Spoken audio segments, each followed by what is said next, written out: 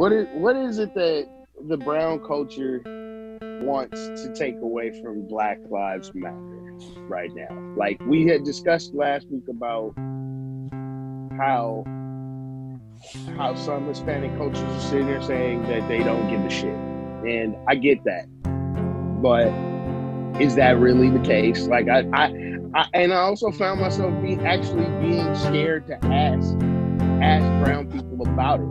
I don't know why, but it made me nervous. Normally, I don't never shy away from that shit. So I don't know. That's what's been going on in my mind. Welcome to the You, Me, and Mr.C show. I'm Steve-O. What's up, gentlemen? How we doing? Hey, you know what? How we doing, gentlemen? Just a quick what's up. Let's go around. 40, how you doing, Big Dog? I'm feeling better. I was sick earlier this week, but I'm a lot better now. I don't know if I got it. I kind of feel like I'm being ignorant to the fact that I should probably get tested, but oh yeah, of course. You want to be safe and sorry. Okay. I don't know. I'm just sitting here right now, just weighing my options. Maybe by the time we end this show, I'll feel more convinced to go do it. Okay. JP, how we doing, Big Dog? You know, yeah, man, I'm good, bro. I'm good.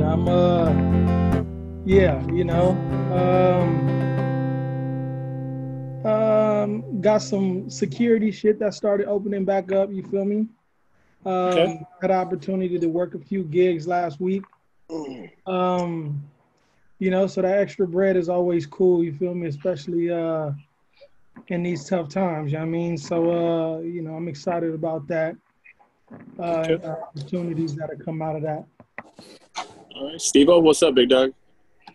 Me, well, just working right now, and then probably gonna work back to my normal hours, normal days, and just hitting the hike a little bit more at Griffith because our hockey sport's coming back, so that's gonna be interesting. All right. Yeah, Big Dog, I'm feeling good. We got hockey coming back at a very slow rate, our league, right? So I'm feeling good. But hey, Steve-O, let's get right into the segment that you know what I'm talking about, Big Dog. Old stuff. It is old stuff, and we're gonna start with your question, 40, because that's kind of how we entered the show, right? But that is let's go back to old stuff. Last week we talked about Black and Brown solidarity, and what you brought up to start the show was like you're interested to hear the Brown response, right? Like yes. My question to you is, like, why be afraid to ask? Why for you are you afraid to ask that to like your brown homies?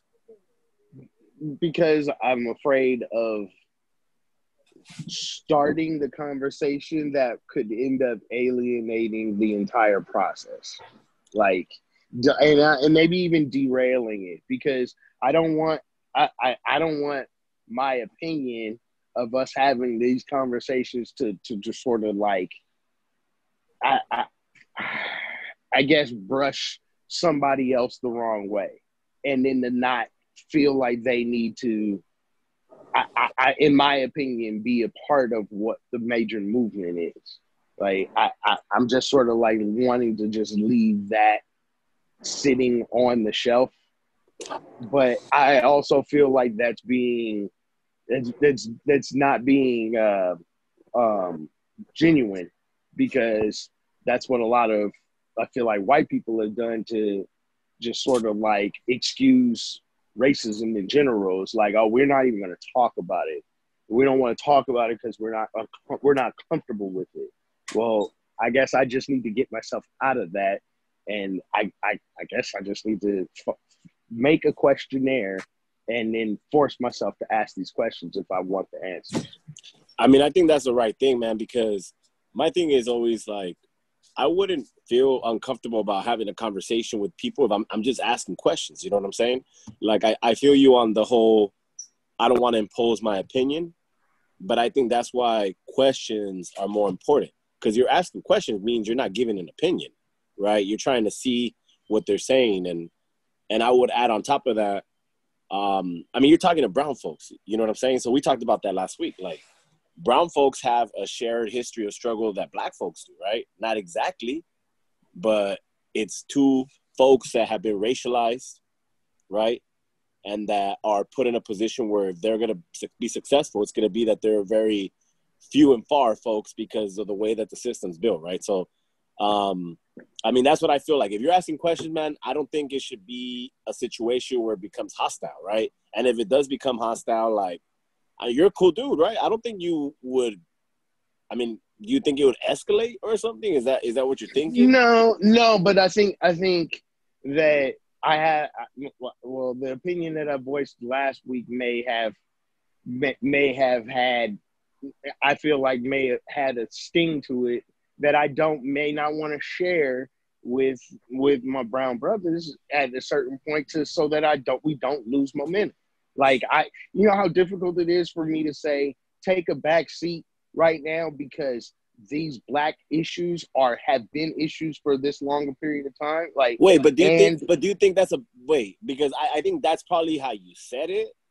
But it could be potentially what it is how I say it. I'm gonna ask JP and I'm gonna ask Steve-O. Like, are we really asking? Are you like JP? Are you asking me to take back seat? Is that what you're asking for?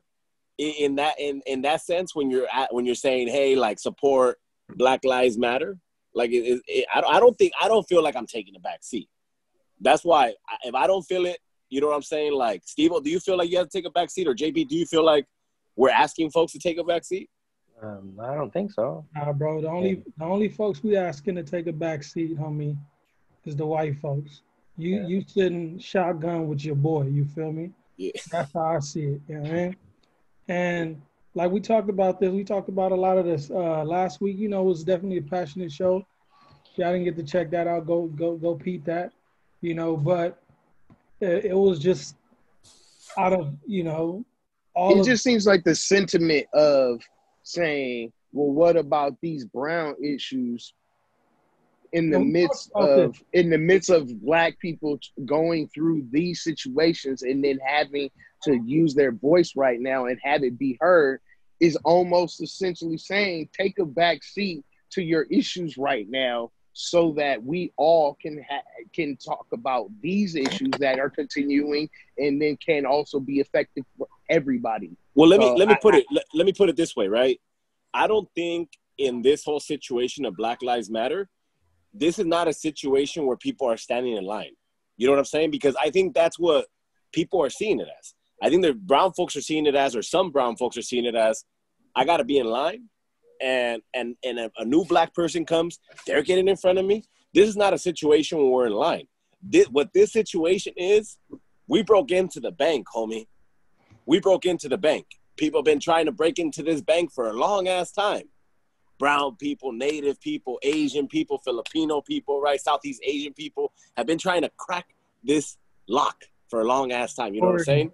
That's what it is. This is not a situation about standing in line and whose turn it is. This is about, we've been collectively trying to break this code for a minute, and now the black folks are the closest to breaking the code. So my shit is, if they need a wrench, if they need a pick, if they need a tool, or they need some shit, give it to them. I know you got to use it, but give it to them because they're the closest to breaking this code, bro. And if they break this code, damn. We all can. We all can. And that's my shit, bro. And like I mentioned last week, right? Because the one race that has not been oppressed, right? The one race you would say, right, is which one? Every other has been oppressed in some way, right? Yeah. You know, oppressed in some way. So we all share. We're the closest to sharing the most similar struggles while we've been out here. You feel me? So why not band together like that? Definitely. You feel me? Definitely. If this was a topic about, I don't know, immigration, or somebody brought up like DACA today, like if that was something that brown folks was out here fighting for right now, I'll be right there with them, and I wouldn't be talking about what about us. You know what I'm saying? Because my issue is not the one that's being highlighted right now. It's their issue. You feel me? So I'm going to band together and I'm going to get with them and I'm going to help them fight. They fight. You feel me? And then when it's my time, I would hope that the same shit will go down. And that's what it is. Yeah. Well, gentlemen, I want to. Go ahead. Well, I no, was 40, just 'cause gonna ask, what I about was gonna these? skip a segment. I'm gonna skip a segment, so go get this last point in there. I was just gonna say, what about these hangings, man? Can Oh, we get any part of the discussion about this shit? Because like, Yeah, let's. aside from the fact that it's wrong as shit, that's and fucking evil that shit right there, motherfuckers man. is scary, That's some evil shit right I there. don't. I'm Fuck just this. shocked at the situation in general. Like we still living in this Niggas world right fucking now. gotta It's stop. So 20, bro, and you hear some shit like that, and That's they some have scary the shit, nerve man. to talk about that shit with suicide, nigga. The fuck, man. Yeah, man. Right away, We suicide. Cool. we Let's saw. not Look at. investigate. We saw this shit happen. Like this shit has always happened, right? We talk about absolutely, people being hung and then it being put as a suicide. The one thing that JP, I talked to you yesterday about this shit, right? Like I'm not being insensitive. I'm not being insensitive to folks that have been committed suicide during this time. Suicide is a consistent issue. Mental health is a consistent issue. I'm not talking about that. I'm saying for the type of people that are being found hung by a tree, like, I'm sorry, man, but if I'm brown or black right now and I'm seeing what's happening in the streets, this is not a time where I'm hanging myself. This is not a time where I'm killing myself, right? This is a time of hope. This is a time of motivation. So my shit is, I don't believe that shit. I don't believe that shit I as don't well. believe that people are Nope. committing suicide, right? Bro, What I first think of is all, happening, is that this is what happens when white folks lose power. We talked about this shit before. That's for measure. Us as brown and black folks, we've had to stand in line our whole fucking life.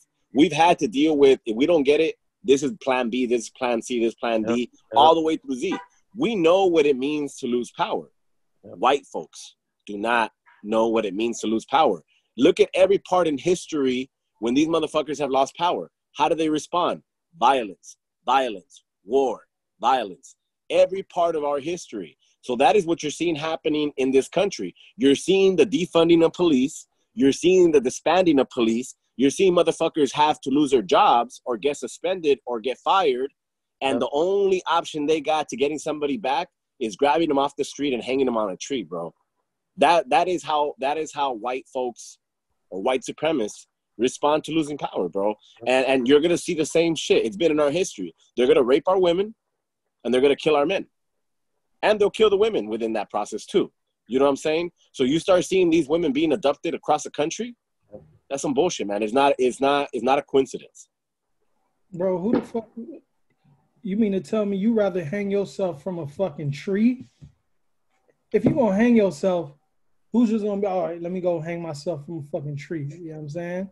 Like you do that shit in your bedroom, in your cell or whatever. Man, you're not just gonna go. Man, that shit was the most ridiculous shit.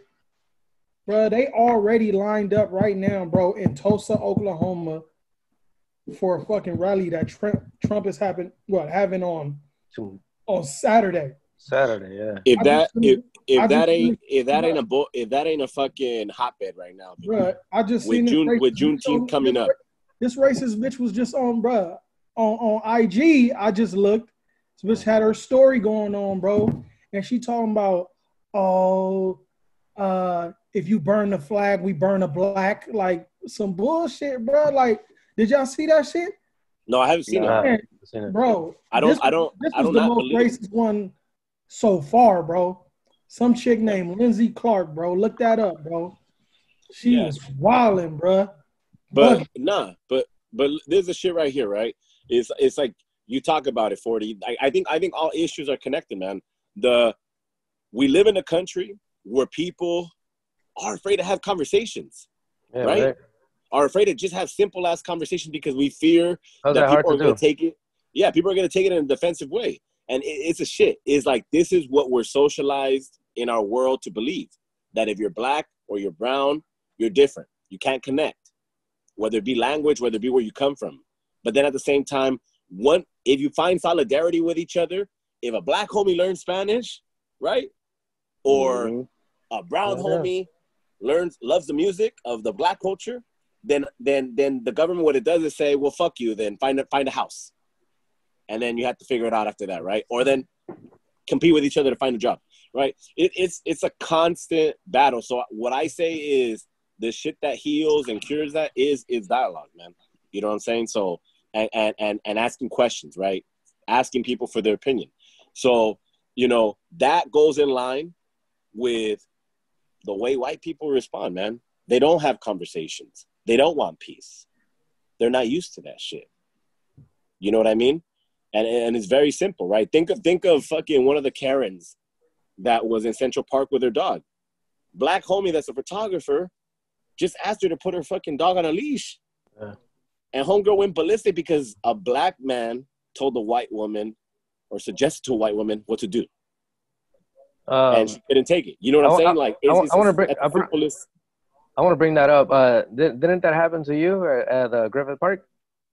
Yeah, bro. I mean, that was some stupid shit yesterday, man. I mean, that was it's almost the same. I mean, like, I mean, I'll say this, right? Like I'm not a big dog person right now. I'll have the dog haters say their shit, right? But my thing is this: is like if you're gonna go to a fucking hike, right? And there's some white person shit. There's some white person shit on it. We have I'm going down a narrow ass path, right? That is like if you're gonna pass them, you're damn near like on the wall, like letting them pass by you, right? Hanging on. And one homie walking up a pit bull, a young, squally little white boy. Oh, no. Hello. And could not control his dog. Could not control his fucking dog going up. And then you got this other white girl coming down, letting her dog off without a leash. And then you got people in the middle not knowing whose dog is what, and these dogs about to get aggressive with each other.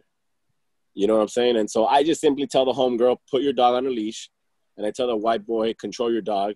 And they start tripping on me. And so long story short, you know, I get by them and I move along my day. You know what I'm saying? But it's just you can't tell people shit, right? And so that's what it is. So I think the power to that is standing your ground, having that conversation, asking those questions, right? Yeah. All right, gentlemen, I want to move into our hot button question, right? Very quickly, I want to go around, get some responses to you all because sports is coming back, right? Slowly but surely, sports is coming back. But I disagree with that shit. All right, so that's the question I'm going to ask, right? There is a conflict on the table right now. Let's use the NBA as an example, right? You have players that are excited to come back. The situation is they're going to come back to Disney and they're going to be in a bubble, right? And so you now have a split within the players' coalition saying, half of them saying we should not play basketball because playing basketball would create a distraction to this world. We need people out in the streets. These owners have not done shit. So until they do something, let's not start making the money. And you have other players that say, well, don't be stupid. This is about economic, sovereignty. This is about us making money. And once we're during the season, that's a big platform. And then if we're making money, that's more money to donate to these organizations. So let's go around really quickly, right? Like, what is your stance on that? And if you're one of the players, what would be your position in the situation? Now, let me start off by saying, am I a top tier player or am I a base salary player? You're LeBron. That's an interesting one because I'm torn between whether or not I would play and then force conversation daily. Like, okay, so when I'm with the guys that are in the top tier, we're having a conversation of, are we going out here and we're going to play? They can't take a knee. So they can't take a knee, but can we set up a demonstration every day outside of Disneyland? Like, do we have that much pull that we can genuinely call for people to camp out in front of Disneyland without going inside and just stating their protest, like we're going to occupy this area in terms of having a protest right here. So your thing is, let's go back, but let's have a plan, right? Yes. Okay, Steve, what's your opinion on this? I mean, I think if sports comes back, even though you got hockey coming back, but I think for sports where you can use your platform, I don't think it should resume right now because it's gonna redirect from what really matters, and that's Black Lives Matter, and I do agree with you though, because you like feeding into the machine right now Yeah, that's gonna make who rich? It's going to generate other things that happen that would put other like just to take my mental aspect, the thought process off of shit. Yeah. And so I wanted to, but nah, man. Like, nah, this is not the time for that. You know, that shit could come back next year and shit. But the base salary players are not going to get paid if they don't go and perform. Yeah. JP, what's your thought on this? My thought is, bruh, first of all, I think, yeah, the players who's ready to go back, they should go back. I think that out of all of the sports, out of all sports, professional sports that are being played right now, I say the one that is going to go the hardest for Black Lives Matter would be the NBA, without question. You know what I mean? It's not going to be the NFL. You know what I mean? They might be second because all of a sudden, even Trump is starting to acknowledge, oh, yeah, we'll be willing to accept Colin back on some bullshit like that. You know what I mean? To see what NASCAR did with their only African-American driver to ban the Confederate flag, like that was a big deal. You feel me? So the NBA, especially when you got somebody like LeBron James, who you know is about that Black Lives Matter life, leading the charge, bro, I believe they should use their platform, which I know that they will use. Oh, yeah. You feel me? And out of all the commissioners in all of sports, I think Adam Silver might be the realest one. You feel me? So, yeah, they should come back. They should play. But I also think that, like, yeah, I know when they come back, I know that this Black Lives Matter issue will be highlighted even more. So that's why I want to see it come back. Okay. I mean, my thing is this, I'm in the middle because you have a players union, you have a league, and you have part of your players saying, we don't want to play basketball, right? And you have half of your players saying, well, let's use this other platform. And I think at one point you can't just go back play basketball and think that you're gonna get everybody or have everybody be happy with what their demands are. I think you got to find middle ground. One thing is this is one of the things I was telling JP yesterday. I was telling him is that let's use the Staples Center for an example, right? LeBron could easily, before the season starts, ask AEG to break their contract with the LAPD and say, for whoever is in charge of enforcing your arena or your establishment, cut that contract with the LAPD and hire private security. Yeah. Hire people from the community. You know what I'm saying? Like, those are stances that I think that LeBron could take in addition to playing. You know what I'm saying? So I think for them is like, if they want to use that platform, I welcome them to come back. But they can't be stupid either because these owners have ran these contracts for a long ass time. And they could finesse their way into saying, yeah, we'll donate this. Yeah, we'll give you this time. But it does not mean anything if there's not any policy change or contracts that are cut at that time, right? So that's my thing. They got to find a middle ground, and we'll see, right? But it's just an interesting conversation because it reminds me of the 60s, Big Dog, with the civil rights movement and these athletes getting involved. So if it does come back, I want to see what the fuck they do on that TV screen. You know what I'm saying? And if it doesn't come back, that's big too, man, because it's going to show what the league would look like without black people, right? That's and true. So it's something to think about. All right, gentlemen, I'm going to move us along. It is time for our main topic. And for our main topic today, we're going to be talking about defunding the police, okay? So what I want to start off with, I don't know if you guys, did any of you get a chance to see the people's budget and what was presented to the LA City Council by Black Lives Matter L.A. this past week? No. Anybody going to check it out? No. I saw a little bit of it, like a clip, but I know that shit was like almost like an hour. I didn't see the full thing. So this is what I'm going to do right now, gentlemen. I'm going to go back into teacher mode for like 5 minutes, and I'm going to present to you the people's budget. Okay? Well, I'll try to 3 minutes, but give me 5, right? 5. All right. And at the same time, I want you to think about this, right? Because when we talk about defunding the police, I know that folks get fucked up in the mind. They think that's anarchy, right? But I want you to think about when defunding the police means reinvesting in your community, okay? All right, so gentlemen, this was the people's budget that was put together by Black Lives Matter L.A. and various other organizations that have put in this data, this information, and everything into being able to present what the people wanted. So I'm going to slightly go through a little timeline about these people's budget, okay? So this is a little timeline they presented. And what this shows is understanding that the people's budget, you all, is really what the people have asked for over 10 years in the city of LA, okay? So we start with 2011, right? With Youth Justice Coalition collecting about 2,600 surveys, okay, in March. And they collected over 2,600 surveys saying ways to reduce violence in LA, right? And so that spoke on to what public safety looked like. And then we move forward to 2017, right? Community coalitions collected about 4,100 surveys. And these were surveys asking for, if we were to redirect money in our community, where would we want this money to go to, right?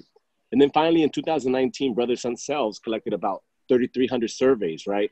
Talking about safety and youth justice in Los Angeles, right? So this was data that people collected to say, if we were to recreate what safety and a thriving community looked like, what would it be, right? And these are the people talking. And so then we talk about everything as a whole, right? In these last 9 years, what data was collected, right? It was a public process. It was a participatory process where people were giving their opinion, and over 24,000 surveys were collected. Okay, I want you to think about that number, gentlemen. 24,000 surveys. And I'll use a little data to compare what that means, right? That's the city of LA. Well, that's LA, right? That's LA, bro. That's just LA, okay? And then we talk about organizations that were involved in this, right? Organizations are the key to connecting with people, are the key to making sure that we're having people understand their voice, understand their engagement, their involvement. Over 50 organizations were involved in this, right? And let's not also mention the fact that people that have been involved in town halls, in discussion and feedback, over 3,300 people. And then lastly, how many people were involved in this whole process? Over 33,000 people, right? So it's a lot of LA, okay? Now, this is what we want to compare it to, okay? When we think about what is 24,000 people, right? And their opinion. Well, let's think about this, right? CNN likes to do a lot of exit polls, and they use exit polls for elections, right? For strategy, for campaigns. And when we talk about one of the strongest and one of the most opinionated polls was during that time of the election of 45. And we saw during that year, 2016, 24,588 people participated in that exit poll. Now let's compare that to how many people participated in the People's Budget Survey, 24,426. So we're talking about a national poll compared to just a Los Angeles poll, right? So it's significant data, okay? Yeah. This is a breakdown of all the people that got involved, right? The gender, the employment status. So our people do it right, y'all. Our people do it right. They not only get the data, but they break it down to what level of socioeconomic class, what gender, what race, what sexuality, okay? Now, they even break it down by out of how many total surveys, right? How many people talked about housing insecurity? How many people talked about financial insecurity? How many of those people were essential workers, right? So they did a whole breakdown. They broke it down by council districts, right? They broke it down by zip codes. And so pretty much this is what they came up with, right? If we were to prioritize the people's budget, right? What would it look like? Why are you laughing, 40? Why are you laughing? Tell me something. The first thing I looked at in the ring was the gray sliver. And then I looked over to see what the gray sliver was in law enforcement and policing. Right? Yeah, that's what you're laughing about, huh? But I challenge you to look at this, 40. Look at that magenta color, right? The reddish color. What's that? Damn. Reimagines community safety.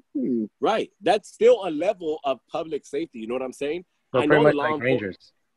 I mean, it's not Rangers, right? Because even Rangers, I mean, the Rangers are in the parks, right? In the parks, and then also in the national parks and the state parks, right? But we're talking about reimagining community safety, right? We're talking about people that are unarmed going out to nonviolent situations, right? Instead of armed police officers, right? Oh, yeah. We're talking about if somebody has a mental breakdown, that a counselor, right? Well, look, as long as there's no gun involved, right? Yeah, that's what we talk about, reimagining. That's the main thing. No gun involved. If it doesn't need to be involved, right? And so when we talk about using that data from the survey and we look at what it looks like in a budget, it's saying 45.61% is universal aid and crisis management, right? This could go into homelessness. This could go into healthcare, right? This could go into housing, right? But then we look at the 27% of built environment. That's also housing. That's also parks, right? That's also small businesses, right? So we're looking at reinvestment, right? Development in the community rather than law and order, right?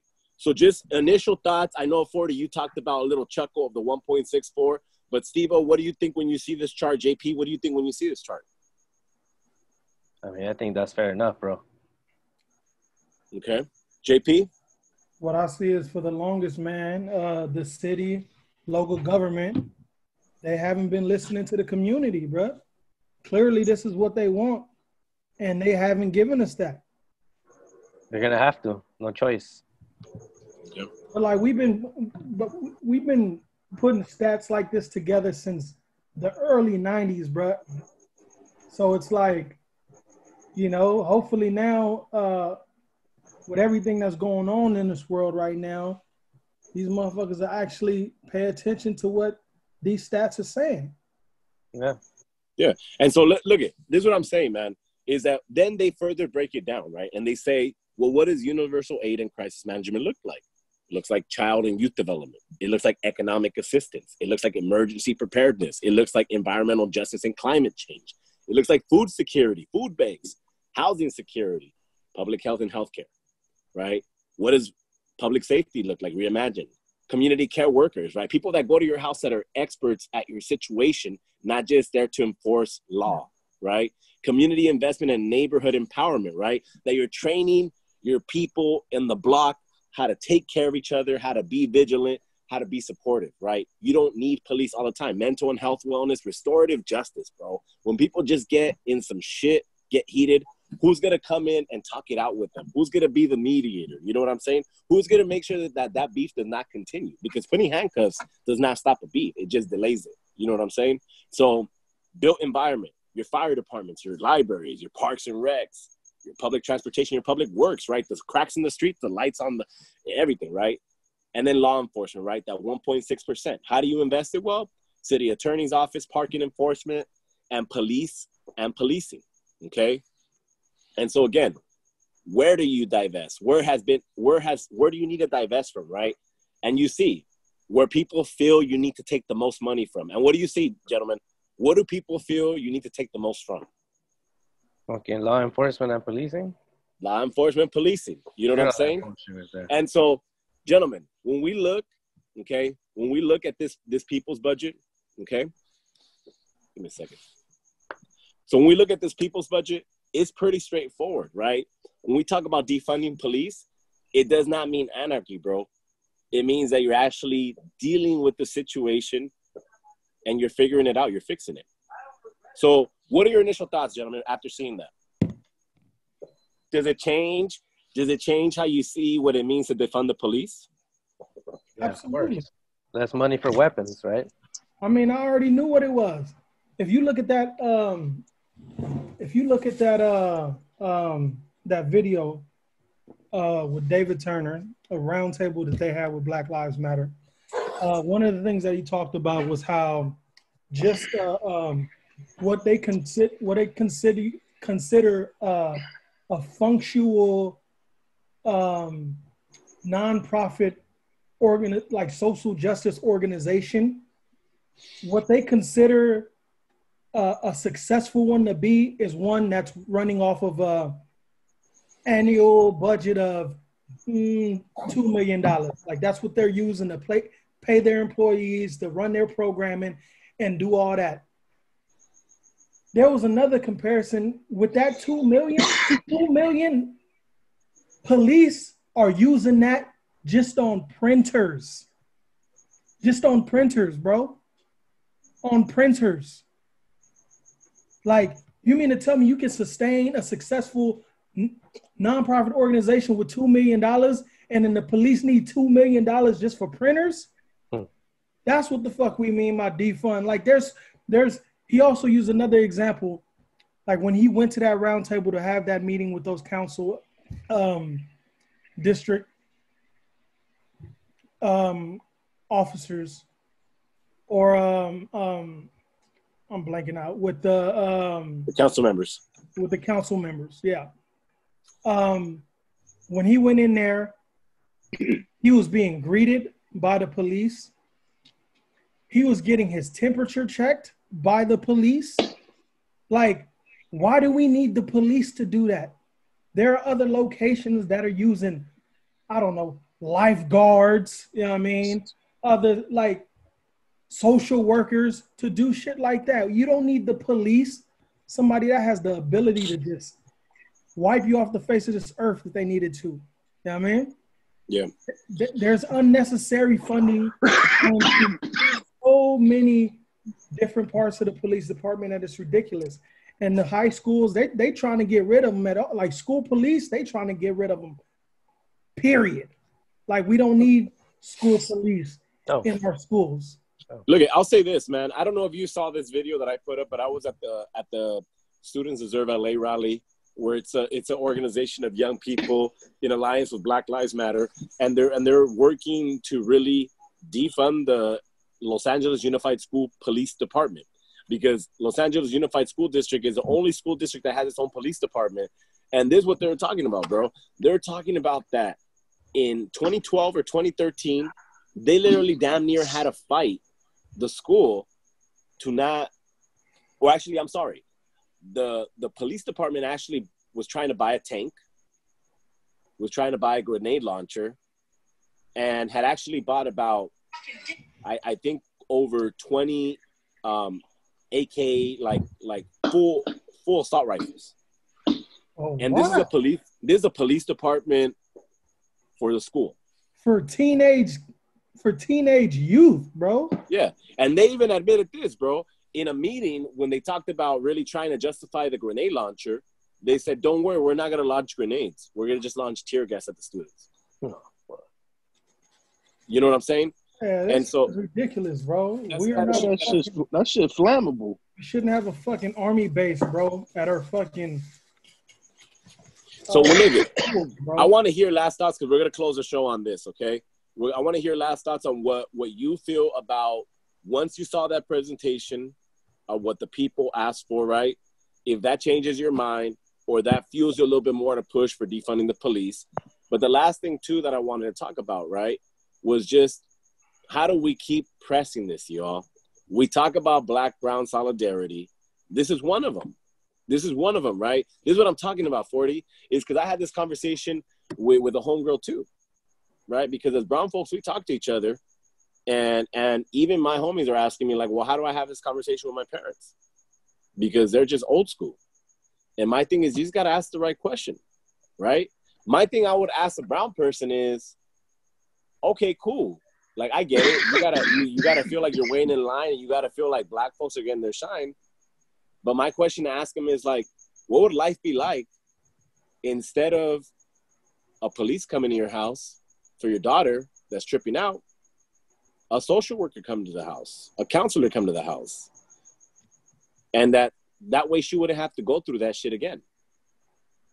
Would you want your daughter to be arrested? Would you want her daughter to be held? And what do you think the parents are going to say, Big Doug? Come on, man. They want that help. They want that help. They do not want to have their kids in the system. Bro, nobody wants to have their kids in the system. Once you ask that question to somebody, the conversation changes. Then the conversation changes to, well, maybe we should defund the police. You know what I'm saying?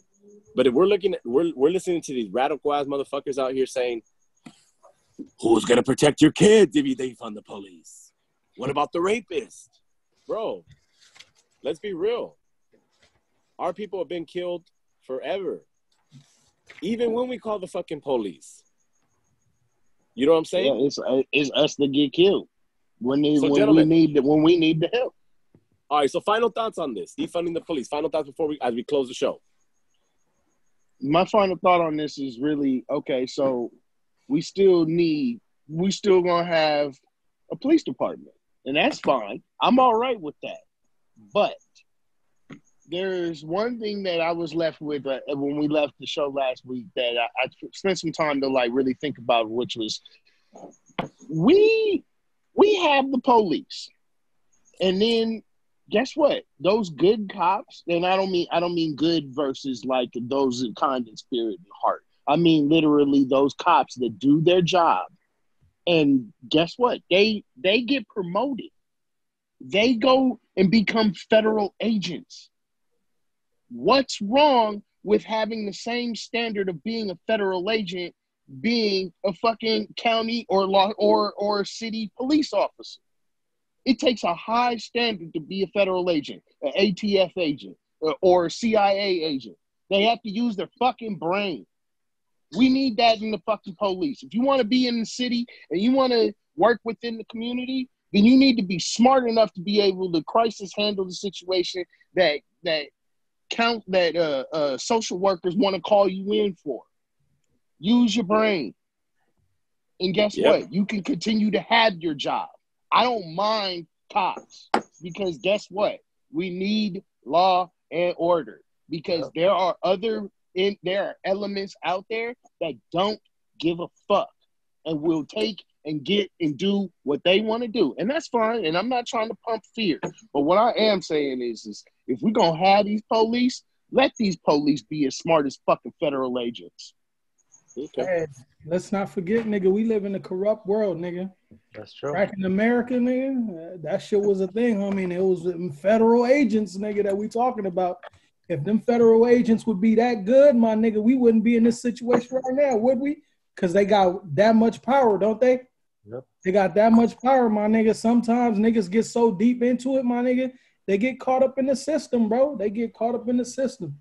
I read something that from I was listening to two cops conversating about Black Lives Matter, and one of the cops really got to me because he said, "Why don't we just train cops like they do astronauts? Because guess what? They have to be able to handle crisis situations to come down from the moon. Like your blood temperature goes the wrong direction on the land down, and you got to be able to mentally handle your shit." So when he said that, I was sitting there like, you know what? That's that's actually one of the most logical things I could think of. If we doing all this defunding and taking the shit out, then we should be able to find the ones that want to do their job to rise to the top. I'll say this. It should be better standards. Yeah, I'll say this. So, and Steve, I want to get your last point after me before we kind of go around our social media handles. But look, number one is this: the reason why I don't want any fucking talk about police reform, right? Because there was this whole messaging around bless you, 8 can't wait. Okay, 8 can't wait was 8 processes of reform, and one example that I got given was that one of the things that was put illegal in New York was a chokehold, right? And we saw who was the homie that got killed in New York a couple years back, Eric Gardner. Yeah, I think so. Right, and he got killed by a chokehold when in New York it was illegal, gentlemen. It was already fucking illegal, but because police had the legal authority to use all restraints when put in danger, guess what got knocked off the books once they felt in danger? The law of the chokehold. So you know what I'm saying? Like when people talk about reform, when people talk about they should be trained like astronauts, I feel that. But first, let's fucking defund them first because it's just excessive. This is the shit that happens in this country, y'all, is that for fucking so many decades, police reform has not been implemented. It's forced this world to become more chaotic. And because become more chaotic, it's justified more police. You get what I'm saying here? It's like if you run a fucking, like we talked about this, you run a tire shop, right? You sell all these tires, but then you go around the block popping tires. There's going to be more demand for more fucking tires because you are creating the situation, right? And so what we need to do first is acknowledge that, right? Acknowledge equity in our country and say, hey, for too long and too far, you all have been making it seem like we need more police. So first and foremost, let's cut that shit down. Once we cut it down, let's work on the fucking training. But let's cut it down first, right? Because let's not continue to give it blood. So that's my opinion. Steve, what's your thought on this defunding the police? I mean, I agree with every single one of you. I mean, there's no doubt about it. I mean, I'm thinking, you know, defund the police, dismantle, and just reform, you know, the good cops and promote them. And, you know, like I said, there's no need to be a gun in a situation because usually a gun ends up in someone's life, right? So I think, you know, just give the good cops, you know, a promotion and just go from there, you know, and just sports talk, your cup of tea. All right. Well, 40, where can people find you on social media? Social media, you can catch me on Twitter at 40_YMMC. Okay. JP? Catch me on Jacques Payne 87. That's JACQUESPAIN 87. Steve-O. and then catch me at this is Steve-O at THIZSTEVO. You can catch the show at You, Me, and Mr.C on Instagram. You can also catch our new shows on YouTube. It's on YouTube at the You, Me, and Mr.C show. We want to thank you all for joining us today. Please stay informed. Please stay involved, and we'll catch you all next week. Peace out, you all. Later, y'all. Yeah, you racist bitches can unfollow me.